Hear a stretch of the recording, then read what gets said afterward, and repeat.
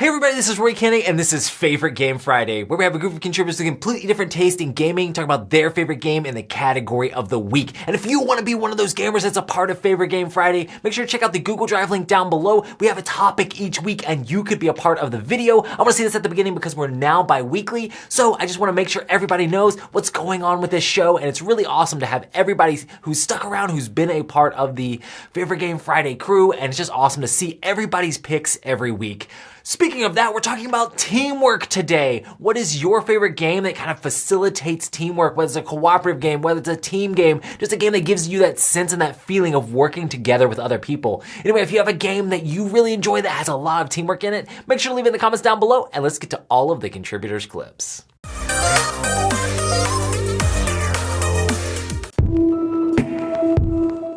Hey everybody, my pick this week was going to be Sleeping Gods, but you picked it the other week, so I wasn't going to do that, even though I think there is a lot of teamwork, especially in the combat where you're passing those synergy tokens back and forth. But anyway, I decided to go ahead and pick a game that's obscure, no one's ever heard of, and is impossible to find. And that is a game I was introduced to last year called Ghost Snap. It's kind of a hand management game for two players, where you're trying to get the right cards in the right person's hand at the right time. That way you can take some pictures of ghosts, and when they get developed, hopefully there's ghosts actually in the pictures. My pick this week is Stop Thief, which is a great game where you're basically working together to catch all those thieves. Yeah, you can either play it fully co-op, teamwork-wise, or like teamwork against one other player. Yeah. That's the ways we like to play it anyway. All right, well, hey, happy Friday, everybody. Bye! Roy, you're killing me!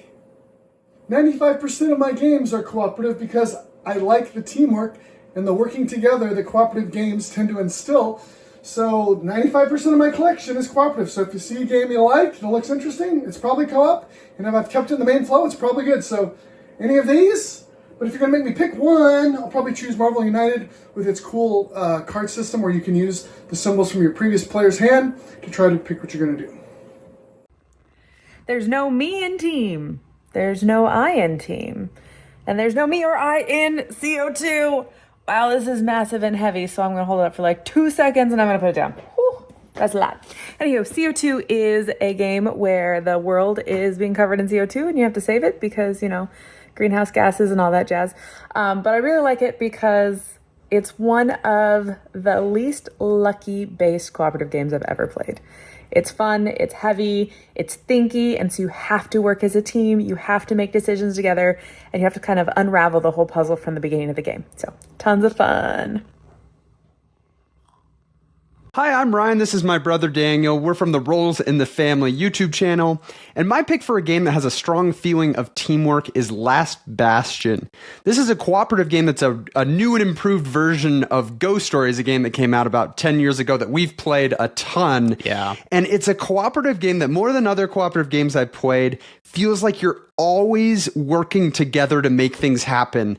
You know, I can use this action to free you up to do something over here, to give you something so that you can share it to do it over here. And especially as you get to the end of the game and it is just swarming with enemies and you're trying to get the last attack on the boss, there's just so much cooperation to give you that chance. So I think it's a great pick for that feeling of teamwork. How about you, Daniel? Yeah, that's a great choice, Ryan. My pick is going to go to The Crew, The Quest for Planet 9. It's an awesome cooperative card game where you're kind of takes the trick-taking game, kind of that element, but turns it into this interesting teamwork that you have to do where you can't communicate with your other teammates except for these communication tokens, and you're trying to have tricks go out in certain ways based off which task cards you have. It's a really fun teamwork without being able to communicate card game, and one that I highly recommend. Hi, I'm Josh from the YouTube channel Josh Yaks, and there are lots of really great cooperative games where players have to team up against the game, and there are also lots of really great games in one of my own favorite genres, which is the one versus all type of game. But what I would really love to see more of is the true team versus team style of game that is done so very well in 878 Vikings Invasions of England and the Birth of America series by Academy Games. I would love to see more team-on-team style play. Cheers. For me, I'm gonna say War of the Ring, the card game. That's one that's really been on my mind right now, just because it's a team game where you have a shadow side and it's 2 players on that side, and a free people side and there's 2 players on that side, and you have completely different decks, and only certain factions can work at certain sites or these different strongholds that you're trying to take over. And just the teamwork is fun of going back and forth, being like, oh, how much do I push this? How much are you gonna help me with that? And you're sitting across the table from your team player and just trying to work together. I played a game of this at the retreat, which was a blast to play for like that teamwork and negotiation. Me and Justin Jacobson knocked out Stephen Bonacore. It was a lot of fun. Anyway, lots of fun teamwork in War of the Ring, the card game. Hey, my name is Brent from Cloudy with a Chance of Meeples. Happy Friday. Today we are talking about our favorite cooperative team game. And for me, that is a party game known as Decrypto. You're communicating safely in this game. Each team has 4 keywords, and on each round, you'll be getting a different combination of those 4 keywords, and you have to make a description of those words so that your teammates can figure out a 3-digit code. Of course, while you're doing that, your opponents, they're going to be trying to intercept these words. They will hear the words as well, and they're going to try to figure out the 3-digit code as well. So when you are the code giver, the encryptor, you're trying to make it subtle enough that your teammates can get it, but not too subtle that they can't get it, and then you lose that way. So it's this tightrope balancing act in which you're giving clues, whether it being single words, full sentences, you can hum, you can mime, you can sing. It's pretty open as to what you can use for clue giving, and it's just a lot of tension-filled excitement trying to figure out, what the other team's code is and what your own code is. So that is my favorite cooperative team game. It's Decrypto. Happy Friday. Teamwork makes Le Dream work in Captain Sonar, one of the best team versus team games ever to be made. This is so much fun, so much hassle, but having a fantastic whole crew working together is such a great feeling, blowing up the other people, especially when you have a very handsome, very capable captain.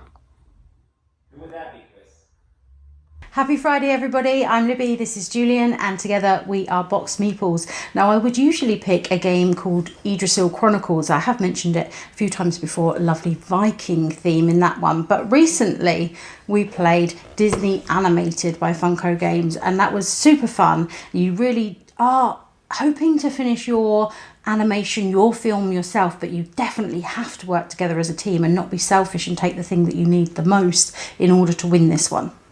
Now, when it comes to team games, there's a game that came straight to mind, and that is actually Team 3. Put my team right down the title. And in this game, you're playing as a group of 3 of you. But one of you gets to know what the object you need to construct is, but they can't speak. So they have to mime it to someone who can speak, who can then describe to someone who can't see what they need to do to build it. If you don't work together as a team, you're going to get nowhere in this game, and it really does emphasise the need to be a team. Assalamu alaikum. When it comes to team games, one of my favorite is going to be Legends of Andor. Now this one, on the face value, it looks like a simple Ameritrash games, lots of monsters on the board, you are rolling some dice and then seeing if you kill them or not. But actually it's a very effective team-based puzzle game in which you might be getting a quest plus multiple side quests, and the game state itself presents multiple problems that you have to solve at the same time using these heroes. So for example, one of your heroes may have to be sent back to the castle because the enemies are overwhelming there and you need to defend the castle before they overrun it, while the main quest might be picking up a letter and delivering it to the king. So one hero might be going to pick up the letter, but how do you deliver it back in time? So the third hero might be going to the witch or the merchant to purchase a falcon, and the falcon will be sent to this hero, and the falcon will be used to send the letter back to the king. So there will always be that kind of cross communication, splitting of the quest, which adds real teamwork into the game, and that's why Legends of Andor is a real puzzle adventure game, which in my opinion is one of its finest. So my favorite, Legends of Andor. Happy gaming. Hey there everybody, if you're like me, then when somebody pulls out Trivial Pursuit and wants to play a game, you shudder because I'm just no good at it. I can't memorize random facts unless they have to do with board games, but it's very seldom that somebody pulls out a card and says, what were the 6 murder weapons in the original Clue game? because, you know, I got that one. But in this game, you're creating teams. You have this funny little gizmo that basically is here just for the sole purpose of determining whether you're on the red team or the blue team and whether or not you're the leader, which is denoted by this tall, I don't even know what this is, this weird token here. And then you're just taking turns, red and blue teams, to go around this track trying to get to the end. Seems so normal so far, except that there are these dice to roll. One of them for the topic of the question, as per usual, and then you've got this other dice, which basically gives you the option of switching teams or challenging your leader, because the ultimate object of this game is not to win as a team, but to win as an individual. You need to be on the right team at the finish line and the leader. Then and only then can you win. But you know, it's really fun to just coast along, being on the winning team, and then last second say, I want to be the leader. And then, bam, you've won. And you didn't need to know anything about anything, except board games. But those questions come up very rarely. Hello, my name is Adam from the YouTube channel Board Game X-Ray. And my favourite game requiring teamwork is Marvel Champions. Now you can use the pre-constructed decks that all the heroes come with, but where I think the game shines is constructing your own deck using leadership, protection, aggression or justice. Now in a solo game, you'll need to construct your deck such that you're able to balance all aspects of the game, such as dealing the damage to both the villain and the minions, as well as controlling the threat. But in a two-player game, what I like most is how you're able to construct your deck to focus on one particular element of the game. So let's say you have Iron Man and Ironheart against Ultron, and with Ironheart I want to take Justice and really focus on controlling the threat, and with Iron Man I want him to be nice and aggressive and being able to deal the damage to the villain.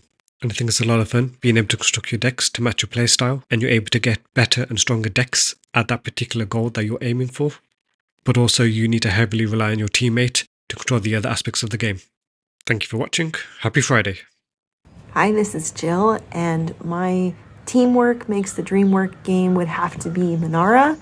It is just such a fun feeling when your teammate is able to place the little pedestal that they need, or when you're able to do it and everyone's like patting you on the back because you've done something amazing.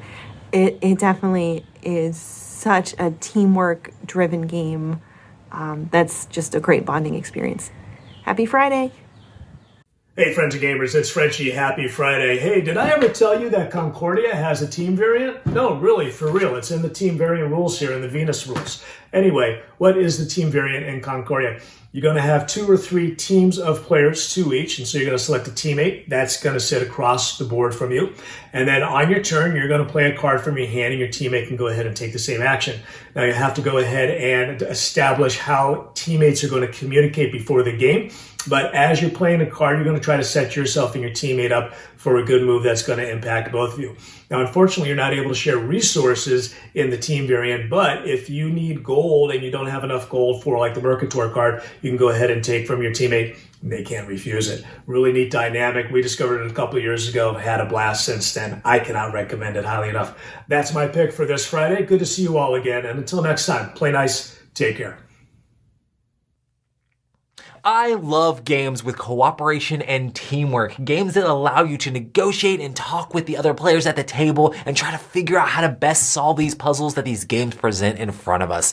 Let me know in the comments down below if you have a game that you really enjoy that has a lot of awesome teamwork in it. Make sure to check out our contributors from all around the internet. They're all posting their own board game media here and there, and it's always awesome when you guys go and support those players or those other content creators out there, and it's exciting to see so many people join in here on Favorite Game Friday. If you want to be a part of the Favorite Game Friday crew, make sure to check out the Google Drive link down below, and you can check out, basically we just do a super short video each week and we put it in there for the topic of the week. This next topic, is there a game that you champion? Is there a game that basically is like the game that you go to, maybe not that many people talk about it, maybe it flies under the radar for a lot of people, but it's a game that you really love to throw on the table and show to people. Maybe people haven't heard of it and it's like, have you seen this? Oh my goodness, check this out. Maybe you've upgraded it, maybe you've painted it, maybe you've made it super awesome so that way you champion this game and you're super passionate about it. Anyway, make a video for that, and I hope to see you guys on the next Favorite Game Friday.